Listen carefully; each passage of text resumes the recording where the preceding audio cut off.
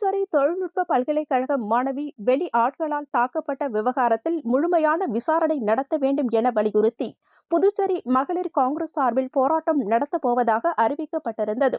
அதன்படி சட்டமன்றம் அருகே மகளிர் காங்கிரஸ் துணைத் தலைவி நிஷா தலைமையில் போராட்டம் நடைபெற்றது.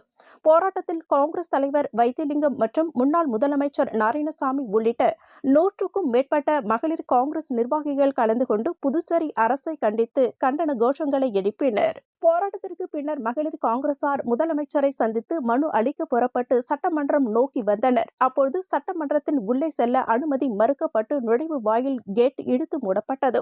இதனை அடுத்து அவர்கள் கேட்டின் முன்பு ஏறி உள்ளே செல்ல முயன்றனர். அப்பொழுது காவல்துறையினருக்கும் மகளிர் காங்கிரசாருக்கும் இடையே கடுமையான வாக்குவாதம் மற்றும் தள்ளுமுள்ளு ஏற்பட்டது.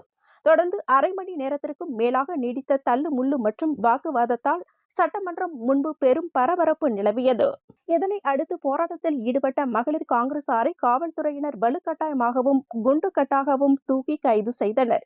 இதனால் சட்டமன்றம் முன்பு பரபரப்பு ஏற்பட்டது. நீண்ட போராட்டத்திற்கு பிறகு மீண்டும் மகளிர் காங்கிரஸ் நிர்வாகிகள் முதலமைச்சர் ரங்கசாமியை சந்தித்து மனு அளித்தனர்.